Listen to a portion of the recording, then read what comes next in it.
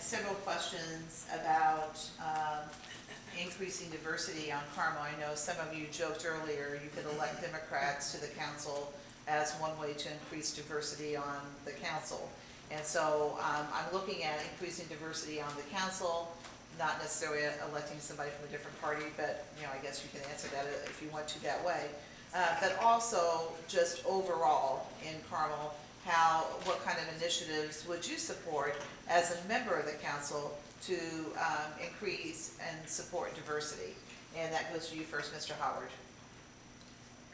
Well, in my opening, I said that local government needs to be representative of the people that they serve. And currently, that is not the case. And yes, electing myself, I think is a huge step toward diversity for many reasons. I am in full support of all initiatives that would support an increase in people from different backgrounds and ethnicities, and culturally and religion. But I think it starts with going into the communities and talking to the people that live here and listening. That's where we start and end. And currently that's just not happening. Or our council will look a lot different than the way it does now. Thank you, Mr. Howard. Ms. McNear. I would support initiatives, and I believe that we can increase diversity by, I think I just said it in the last thing, holding those forums, having those conversations that will allow us to gain an understanding of one another, our backgrounds, our experiences, and things that help us to relate to one another. I don't want to be tolerated. I want to be understood. I would support those initiatives by doing, I remember working in Farmington Hills, Michigan, where I lived, and having the community come together in the school to have a multicultural night. We could do that in our community. We could get back to the old way of things and bring people together, have different foods, have conversations, activities, just so we can have the conversation and break down barriers to understand one another. Thank you, Ms. McNear. Ms. Minott.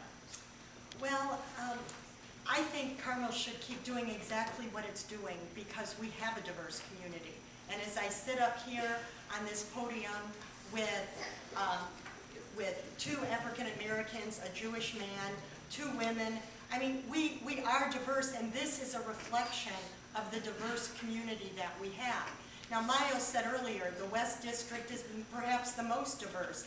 I don't know that because I've spent a lot more time in the West than others, but I will say I have seen incredible ethnic and cultural diversity, religious diversity, economic diversity, and it happens because Carmel is a vibrant city that people want to live in. So I think we should keep on doing what we're doing. Thank you, Ms. Minott. Mr. Nelson. Well, Debra let the cat out of the bag. I am a Jew. Married to a Latino. Our kids are confused. Anyway, the West Side is unique. It's not like the rest of Carmel, and it should be even more diverse. What makes the West District, again, so incredible is that we've got a synagogue, we've got a Greek Orthodox church, we've got a Coptic Christian church, we've got a mosque coming to the city.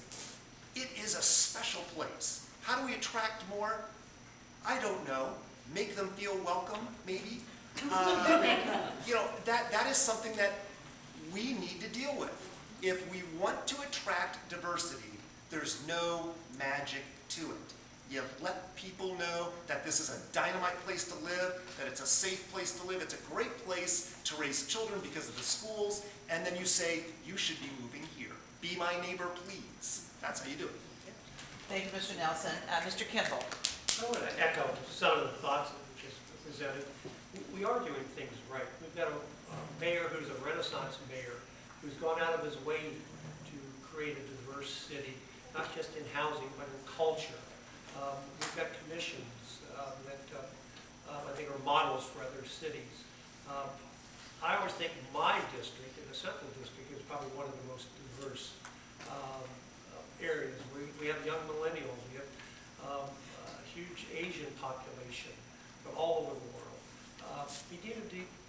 keep doing what we're doing and make sure that everybody feels welcome. And I should mention that my son is Hispanic and grew up in Carmel. I'm really proud of the city I represent. Thank you, Mr. Kimball. We're now going to move to closing statements. They are 1 minute each, and as I explained to the candidates, we'll go in reverse order, so it'll be right to left this time. And one thing before we move to closing statements, I want to remind you that candidates were invited to bring materials this evening, and they are set up along the tables that way to my left. And then there are also materials from the League of Women Voters outside the door as well. And the candidates would really appreciate you taking their materials. That means they don't have to take them out. So that it's a win-win for everyone. I also have one person who asked a question very specific to the North District. So if that person would come up and talk to Mr. Kimball afterwards, I think he would be able to help you out with that, if you feel comfortable in doing so. I'm in the North District. Oh, I'm sorry. Yeah, so my glasses are right here. It's okay. And I use them to see distance. So, I don't use glasses to read the questions. So like I did the choice I made tonight. And also, on behalf of the league, I want to apologize to Mr. Howard. Your name is misspelled on the sign, and that is our error. Is it really? Yeah. You only have one W. So, our mistake on that. So again, if you would like to stop and talk to Mr. Howard about this particular, it's a kind of a traffic issue. All right? So now we'll move to closing statements for 1 minute, and we'll start with Mr. Nelson first. Well, I want to thank the League of Women Voters for having this forum and for inviting me, allowing me to introduce myself. And I want to thank all of you for being here tonight. I wish to leave you with what I stand for and what I've repeatedly told my neighbors and my fellow constituents and residents in the West District. When elected to the City Council, I pledge to make government transparent by holding regular office hours, meeting with constituents, making all my votes public, and explaining my rationale for every decision I make. To ensure Carmel remains tolerant, welcoming, and safe for everyone, being fiscally responsible, ensuring our tax dollars are being spent wisely and with thoughtful purpose, and to always, always be an independent voice representing the concerns and values of the constituents of the West District. Thank you very much for having me tonight. Thank you, Mr. Nelson. Ms. Minott. Well, you've heard many topics discussed tonight, many ideas, potential solutions, and maybe even a few promises. But you know, at the end of the day, none of us really know what topics the next City Council will be dealing with in the next 4 years. So I want to leave you with some specific commitments that I know I can fulfill. And that is, I can and I will fulfill as the City Councilor for the West District, no matter what the issue is. And these are those commitments. I will listen to you, work hard to find solutions to your problems, promote public safety, make decisions to maintain sound infrastructure, and ensure that a rigorous analysis is used for spending decisions so that you can be confident that fiscal responsibility is reigning at the City Council. I will also work to protect and nurture the unique character of the West District. Again, my name is Debra Minott, and I ask for your vote in November. Thank you, Ms. Minott. Mr. Howard. Yes. Thank you to the League of Women Voters and to all of you for coming and participating in this forum. First, I want to acknowledge all the candidates that have decided to get engaged and involved. I know it's a humbling process. I know it is. But Carmel is worth that sacrifice. It truly is. When I'm elected to the City Council for the new North District, I promise to work hard for all of you and all of my constituents, regardless of political affiliation or ideology. And I'll be honored to serve as the independent voice on the City Council. My name is William Howard, and I'm running for City Council, North District, and I humbly ask for your vote. Thank you. Thank you, Mr. Howard. Ms. McNear. Again, thank you to the Hamilton County League of Women Voters for hosting this event, and to all of you. I'm disappointed that my opponent wasn't here tonight to talk about the issues that residents in Carmel are concerned about. When leadership operates in a vacuum, they miss an opportunity to hear great ideas. So one of the reasons I decided to run is that my current council member has not been accessible to everyone. I recognize that we are fortunate to live in a city where education and safety are paramount. However, we face some areas of opportunity.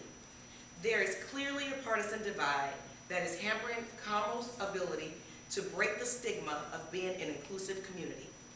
My belief in God and my faith compels me to advocate on everyone's behalf. If elected to council, I will encourage the proposal of new initiatives and address areas where we fall short. We need a fresh, new perspective to add to our council, and I am it. Through your questions tonight, I've heard your voice. I am you, and I want to be your voice. I'm asking for your vote on November 5th. Thank you, Ms. McNear. Mr. Kimball. Yes, I'd like to thank again the League of Women Voters and everybody for coming here. I walked my district 4 years ago as a candidate, and I repeatedly heard we want strong neighborhoods. The Central District is the oldest neighborhoods in Carmel. And I can sincerely say, 4 years later, they're now one of the most desirable places to live in Indiana. I'll continue to invest in our infrastructure. One of the very first votes I voted on was our stormwater bonds. We've made tremendous investment progress in that area. Again, listening to the residents has been extremely important. I'm probably the most visible city councilman on social media. I'm in the community on a regular basis. So I'm going to continue what I'm doing to make the Central District one of the most desirable places to live. Thank you, Mr. Kimball, and thank you all candidates. Before we close, before we do our applause, and we will do it, Peg Harmon, our president, has asked to say a few words about Vote 411.